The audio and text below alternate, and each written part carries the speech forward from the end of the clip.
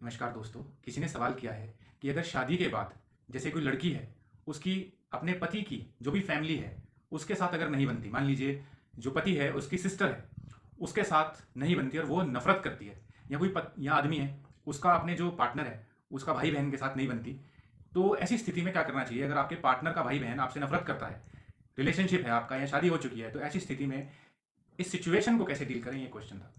देखिए, सिंपल सी बात यह है कि अगर रिलेशनशिप है तो जो डायनेमिक्स होते हैं वो अलग होते हैं, और शादी हो चुकी है, शादी के बाद डायनेमिक्स जो है, सिचुएशन होती है वो अलग होती है।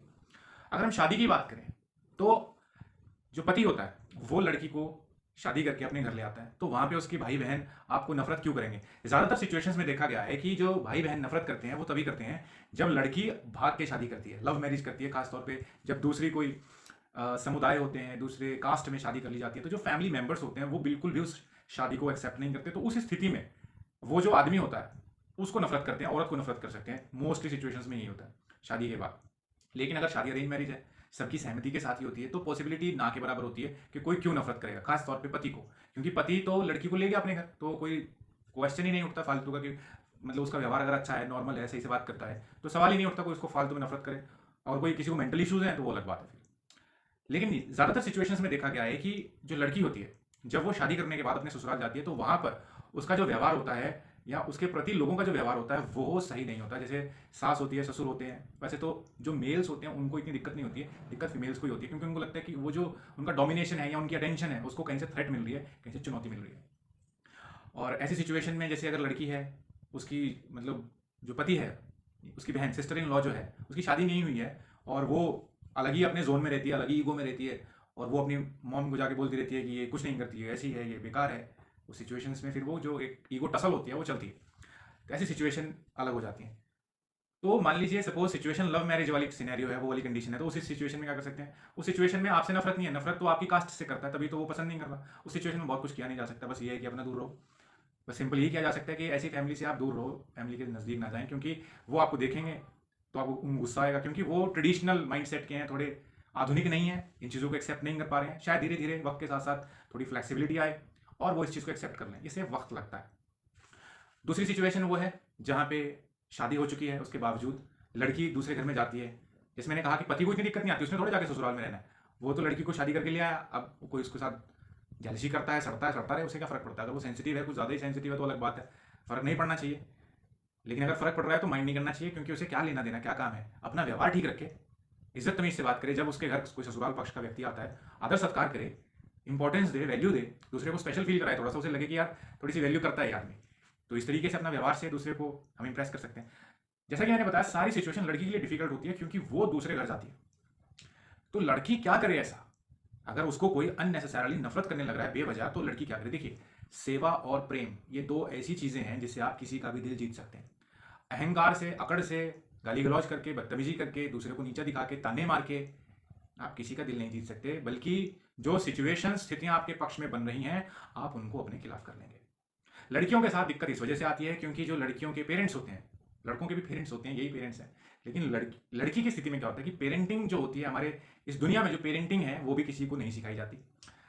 बच्चे बस पैदा हो जाते हैं, कर दिए जाते हैं, स्कूल में डाल दिए जाते हैं, पढ़े, ट्यूशनें लगवा दी जाती हैं, फिर उनके ऊपर एग्जाम पास करने का दबाव, सरकारी नौकरी का दबाव, ये सब स्टार्ट हो जाता है। लेकिन उनकी जो आंतरिक विकास होता है, इसको हम संस्कार बोलते हैं, अच्छे संस्कार हैं। संस्कार क्या होते हैं? लोगों को यही नहीं पता होगा कि संस्कार, हाँ सुना सुना सा तो वर्ड है, संस्कार हमें पता नहीं है। संस्कार होती हैं आदतें, अच्छी आदतें, विनम्रता। जैसे बचपन में सिखाते थे पुराने ज़माने में, अब तो उतना कॉमन है नहीं, सच्ची बात है। पुराने ज़माने में कहते थे, अभी भी वैसे है पर इतना नहीं है, अब कम हो गया काफ़ी, कि बड़े बुजुर्ग आते हैं तो उनको हाथ जोड़ के नमस्ते करो, उनके पैर छुओ। बच्चों को ये संस्कार दिए जाते थे, मतलब ये आदतें हमें डलवाई जाती थी, क्योंकि विनम्रता, झुकना, इज्जत करना, बड़ों के साथ तमीज़ से पेश आना, उनके साथ बहस नहीं करना, ये कुछ चीज़ें सिखाई जाती थी, जो कि माता पिता जो होते हैं उनके भी काम आती थी बाद में, कि बच्चा उनके सामने अकड़ता नहीं था, क्योंकि उन्होंने उसके व्यवहार में उतनी फ्लेक्सिबिलिटी डाल दी थी कि वो अगर झुके तो वो अहम पे नहीं आती थी बात। लेकिन अब नए ज़माने में बच्चों को कुछ ज़्यादा ही फ्रीडम दे दी जाती है, उसकी गलत को भी गलत नहीं कहते। अब क्यों नहीं कहते? जानबूझ के नहीं, जानबूझ के नहीं, क्योंकि पेरेंट्स खुद ही लॉस्ट हैं, वो खुद ही कंफ्यूज हैं, खुद ही उलझे हुए हैं अपनी ज़िंदगी में इमोशनली, कि वो दूसरे को क्या गाइड करें? जो खुद ही लॉस्ट केस है वो दूसरे को क्या गाइड करें, जो खुद ही डिप्रेशन में जा चुका है? तो पेरेंटिंग जो है, अगर आपकी पेरेंटिंग बहुत अच्छी है तो आपका बुढ़ापा आप बहुत अच्छा कह सकते हैं। अगर पेरेंटिंग आपने ठीक से नहीं करी तो यही बच्चे अपना भविष्य तो खराब करेंगे करेंगे और आपका भी करेंगे। तो लड़कियां जो होती हैं, लड़कियों के पेरेंट्स होते हैं, उनको भी बस ऐसे ही पेरेंट्स कुछ ढंग से उनको सिखाते नहीं है, समझाते नहीं है कि क्या सिचुएशन आ जाएगी, तुम्हें किसी सिचुएशन में कैसे डील करना है, ऐसा कुछ नहीं सिखाते हैं उनको। बस मैंने ज़्यादातर देखे हैं पेरेंट्स, बच्चे बताते हैं, लोग बताते हैं, खैर मतलब जो ग्रोन अप हैं, जो बड़े हो चुके हैं, वो बताते हैं कि जब हम बचपन में अपने पेरेंट्स से बोलते थे कि ये क्या कर रहे हैं, क्यों करते हैं, तो हमें किसी भी चीज़ को समझाया नहीं जाता था, कोई एक्सप्लेनेशन नहीं दिया जाता था, सिंपली डांट के चुप करा दिया जाता था। एक लड़की ने बताया था मेरे को कि जब वो अपने फादर से कुछ पूछती थी तो वो ये कहती थी कि ये क्यों करना है, वो कारण जानना चाहती थी। तो उसके जो फादर थे, डैडी थे, वो बोल देते थे क्योंकि मैं कह रहा हूँ इसलिए तुमको करना है, दैट इज द रीजन। अब ये तो कोई पेरेंटिंग नहीं होती है ना। तो इसी तरीके से ये गलत पेरेंटिंग जो होती है वो लड़कियों को सिखाते नहीं है कि आपको आपको आप में तो एडजस्टमेंट की जो चीज़ है बहुत ज़रूरी है, it will make your life very easy. अब कुछ लोग बोल सकते हैं बहस करने के लिए कर लो कि इक्वालिटी है, ऐसे है, ऐसे है, कर लो इक्वालिटी, लेकिन वास्तविकता, व्यवहारिकता क्या है? क्या वाकई में इक्वालिटी एग्जिस्ट करती है समाज में किसी भी लेवल पे, नीचे से लेकर ऊपर तक? जिसने जिंदगी देखी है, जानी है, समझी है, प्रैक्टिकल एक्सपीरियंस है लाइफ का, उसे पता है टॉप से लेके बॉटम तक, टॉप से लेके बॉटम तक कहीं तक भी इक्वालिटी एग्जिस्ट नहीं करती है। कहीं ना कहीं किसी न किसी कमजोर का शोषण होता है, और ये जेंडर से कोई लेना देना नहीं है। कहीं पे आदमी शोषण करता है और कहीं पे औरत कर रही है। चाहे वो ऑफिस हो, ऑफिस में ऐसा नहीं है कि सिर्फ आदमी पुरुष ही महिलाओं का शोषण करते हैं, एक्सप्लॉयटेशन होता है। एक्सप्लॉयटेशन भी बहुत अलग अलग लेवल पे होता है। इमोशनल एक्सप्लॉयटेशन भी होता है, जिसको जहां मौका मिलता है, जो पावर में आ जाता है, वो अपने सबॉर्डिनेट का शोषण करने लग जाता है, अगर उस व्यक्ति में कुछ दया नाम की चीज़ नहीं है, मॉरल वैल्यूज नहीं है, नैतिकता नाम की चीज़ नहीं है। पर जहां व्यक्ति में नैतिकता है, वो समझता है, वो जानता है कि कर्म का सिद्धांत है, जो हम करेंगे लौट के हमारे ऊपर कभी ना कभी आना है। इस जन्म में नहीं, अगले जन्म में, इस जन्म में नहीं तो अगले जन्म में हम बच नहीं सकते। तो वो व्यक्ति थोड़ा इस बात को दिमाग में रख के लोगों के साथ विनम्रता के साथ दयापूर्वक बात करता है। लेकिन हमारा जो मुख्य विषय था वो ये था कि लड़कियों को सिखाया नहीं जाता कि दूसरे घर में एडजस्ट कैसे करना है। असल में पेरेंट्स सोचते हैं अपने आप जब दूसरे घर में जाएगी वो अपने आप सिखा देंगे, हमारी रिस्पॉन्सिबिलिटी है, वो अपने आप सिखा देंगे जो भी सिखाना है, वहाँ पे जाके अपने आप एडजस्ट हो जाएगी। तो वो अपनी जिम्मेदारियों से पीछा छुड़ा लेते हैं और लड़की को फिर बहुत स्ट्रगल करना पड़ता है, उसे समझ में नहीं आता कि क्या सिचुएशन है, कैसे है, तो वहाँ पर बड़ी दिक्कत आती है। इस समस्या का समाधान बहुत ही सरल है, अगर आप अभ्यास करें, प्रैक्टिस करें, इससे हो जाएगा। बस वो यही है कि अपनी आपको ईगो नहीं लेके आनी है, बहुत बर्दाश्त करना पड़ेगा, कई बार गलत जगह भी चुप रहना पड़ता है। अब आप कह सकते हो कि अरे आप कैसी एडवाइस दे रहे हो, गलत जगह पे छुप देना पड़ता है। देखिए, जो आदमी समझदार होता है ना, वो मूड देख के बात करता है, वो ऐसा नहीं है कि वो बर्दाश्त करेगा, बर्दाश्त नहीं करता है, किसी भी समस्या का समाधान निकालता है तरकीब से। उसे पता है जोर आजमाइश से बात नहीं बनती है, कोई तरकीब, स्कीम निकालनी पड़ती है, तो फिर हम कर लेते हैं। मतलब माइंड से चलना पड़ता है, सोच समझ के, मूड देख के, माइंड देख के, सिचुएशन देख के। अगर मान लीजिए सास है या सिस्टर इन लॉ है, वो उनमें एंगर इश्यूज है, क्योंकि ऐसी बात तो है नहीं ना कि इमोशनल इश्यूज उनके बड़े सॉर्टेड है, उन्हें कोई दिक्कत नहीं है। सबके अपने अपने इश्यूज है, काम कोई करता नहीं है अपने ऊपर, अगर करेगा तो उसे कोई दिक्कत नहीं आती। जिस व्यक्ति ने अपने ऊपर मेंटली इमोशनली काम कर लिया, आप उसको किसी भी सिचुएशन में डाल दो, उसे फर्क नहीं पड़ता, क्योंकि उसे पता है कि मुझे कंट्रोल दूसरों को नहीं करना, खुद को करना है। दूसरे की इमोशन से मुझे अफेक्ट ही नहीं होता, क्योंकि वो मेरे कंट्रोल में नहीं है। हाँ, मुझे तो ये देखना है, अगर मुझे कोई गलती है, मैं कुछ गलती कर रहा हूँ या कर रही हूँ, मुझे उसे ठीक करना है।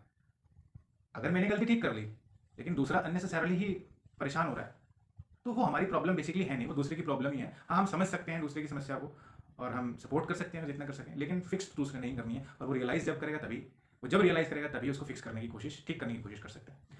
तो मॉरल ऑफ द स्टोरी ये है कि आप सेवा से, प्रेम से, धैर्य से, अपनी ईगो को साइड में रख के दिमाग में ये रखना है कि मेरे को किसी भी बात पे लड़ना नहीं है। जिस दिन आपने ठान लिया कि कुछ भी हो जाए मेरे को लड़ना नहीं है, दो मेरी मुझे गालियां दे देंगे, कोई नहीं, बर्दाश्त कर लो। अब क्या जाता है, गालियां देता है जो, हमारा क्या जाता है। सब चीज़ ईगो पे, सब चीज़ पर्सनली नहीं लेनी चाहिए, खासतौर पे उस व्यक्ति के साथ जिसके साथ हमारा रिश्ता है, जिसके साथ हमें ज़िंदगी भर रहना है, और जो हमारे सामने आएगा ही आएगा। जैसे आप sister in law, brother in law, जो भी है, अब लड़ाई झगड़ा कर लो, लेकिन सुख दुख का मौका होगा, ये लोग आपके सामने आएंगे ही आएंगे। तो सिंपल सी बात यह है कि अपना अच्छा व्यवहार रखो। ये लोग थोड़े से स्ट्रेट फॉरवर्ड होते हैं, सोच समझ के कुछ बोल देंगे, जो दिमाग में बोल दिया तो वो इग्नोर करना सीखो। सब चीज़ पर्सनली नहीं लेनी होती है। कोई तुमको दो गालियां देता है तो कोई बात नहीं, वो उसकी, आप ये सोचो कि जो गालियां होती है ना, गालियों को एज इट इज नहीं लेना चाहिए। आप गालियों को देखो, it's a sign of frustration, दूसरा गुस्से में है और उसके मुंह में जो आया वो बोले जा रहा है, कुछ फर्क नहीं पड़ता। गालियों को तो बिल्कुल भी 1% दिमाग में नहीं लेना चाहिए कि कोई हमको क्या कहता क्या नहीं कहता, लेकिन उस मूल भाव को हमें जरूर समझना चाहिए कि कोई गालियां क्यों दे रहा है, क्योंकि उसको हर्ट हुआ है किसी बात को लेकर, और वो हर्ट किस लिए हुआ है। आपने सच में कुछ ऐसा किया है, कुछ ऐसा कर रहे हो जिससे उसको तकलीफ हो रही है, तो वो जो आप गलत कर रहे हो उसको ठीक करना चाहिए। और अगर दूसरे को अगर आपको लगता है कि दूसरा को मिसअंडरस्टैंड कर रहा है, तो फिर आपको शांत दिमाग से मौका दे के, वक्त दे के, जब उसका मूड अच्छा हो, तो ऐसी बातों ही बातों में कहना है कि देखिए वो जो तुम्हारा थोड़ा सा व्यवहार है मुझे समझ नहीं आता, क्योंकि ऐसे ऐसे करके मिसअंडरस्टैंडिंग है, क्योंकि मेरी तरफ से ऐसी कोई बात नहीं है, तो थोड़े प्यार से बात कहनी है, गुस्से को अपने कंट्रोल करके। क्योंकि गुस्सा जहाँ होता है वहाँ रिश्ता एग्जिस्ट नहीं करता है। गुस्सा और रिश्ता, ईगो, ये सब इकट्ठे नहीं चलते हैं। जहाँ ईगो होगी वहाँ गुस्सा होगा, क्योंकि ईगो की वजह से ही गुस्सा आता है। और जहाँ गुस्सा होता है उसे आप आग समझो और रिश्ता आप कागज़ समझो। आग और कागज़ का कोई रिश्ता हुआ नहीं करता, ठीक है ना। तो बस कुल मिला के बात यही है, अपना व्यवहार रखो, प्यार से बात करो, कोई आपको कुछ कहता है इग्नोर करो, ज़्यादा ध्यान मत दो और काम से काम रखो, थोड़ी दूरी बना के रखो। लेकिन जब बातचीत करनी पड़े तो कड़वाहट नहीं होना चाहिए, कंपैशन होना चाहिए दूसरे के प्रति। ये सोचना चाहिए कि ये ऐसा कर रहा है, क्यों कर रहा है। थोड़ा अपना दिमाग लगाओ, समझने की कोशिश करो। नहीं समझ में आ रहा उससे पूछो कि दिक्कत क्या है, बताओ, हम सुधारने के लिए तैयार हैं खुद को। तो जब आपके दिल में कड़वाहट नहीं होगी, पॉजिटिविटी होगी, तो वो रिफ्लेक्ट होती है। दूसरा कोई पागल नहीं होता, सबको समझ में आता है। लेकिन फिर भी कुछ लोग होते हैं 1-2% पागल, इन्हें समझना ही नहीं है, जिन्हें लड़ना है, जिनके अपने ही कॉम्प्लेक्सेस हैं, इश्यूज हैं। तो ऐसे लोगों से दूरी बना लो, बस बात खत्म। एक इंपॉर्टेंट बात बताऊंगा मैं, मेरे एक बात याद आ गई ऐसी।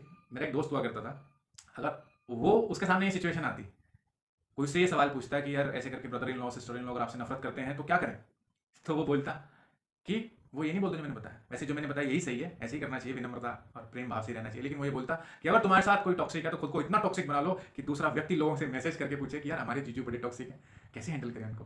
तो ये लोगों की, ये लोग वास्तविकता में ऐसे करते हैं। यही लोग सलाह देते हैं कि आपके साथ कोई टॉक्सिक है तो आप उससे ज़्यादा टॉक्सिक हो जाओ, ताकि उसको रियलाइज हो कि टॉक्सिक होना क्या होता है। देखिए इन चीज़ों से कोई रियलाइज करता नहीं है, हालत बद से बदतर हो जाते हैं और लास्ट में आप भी रिग्रेट करते हो कहीं ना कहीं, यार दूसरा तो पागल था, मैंने क्यों पागलपन किया, मैं तो समझदारी से काम कर सकता था। तो इस बात का आपने ध्यान रखना है।